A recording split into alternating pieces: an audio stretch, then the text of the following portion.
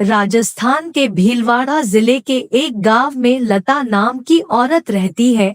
उसकी शादी तो उसके घरवालों ने बचपन में ही कर दी थी और उसके 3 बच्चे हैं।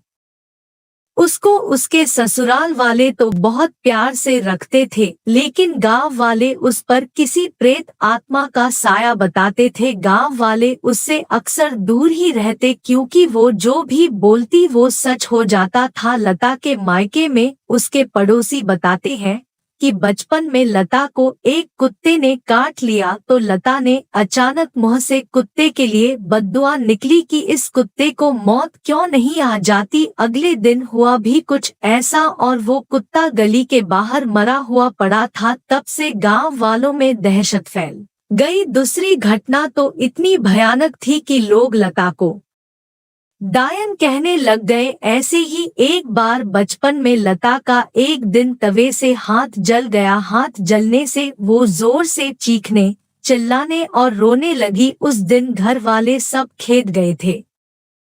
उसकी बड़ी बहन घर पर ही थी। वो दौड़कर अंदर आई और अपनी बहन का घाव देखा तो वो बोली, बस इतना सा जल जाने पर क्यों इतना मुंह फाड़कर रो रही है। लता को उसकी इस बात पर गुस्सा आया और बोली, तुझको आग लगे तब पता चले कि कितना दर्द होता है। फिर होना क्या था, अनहोनी होने में क्या देर थी। उसी रात घर के पास पड़े चारे में आग लगने से उसकी लपटें घर पर भी आ गई और उन लपटों में केवल लता की बहन ही जली, बाकी सब बच गए। काफी ज्यादा जल जाने की वजह से कुछ ही दिनों में उसकी मौत हो गई। इस घटना के बाद से लोग उसे चुड़ैल कहकर पुकारने लगे। ऐसी और कई घटनाओं को लता के परिवार ने सहा, लेकिन आखिर बेटी को कैसे बाहर निकाल सकते हैं ये सोचकर चुप रहे। बचपन में ही 10 साल की उम्र में उसकी शादी करवा दी गई। लता का पति पेशे से ड्राइवर है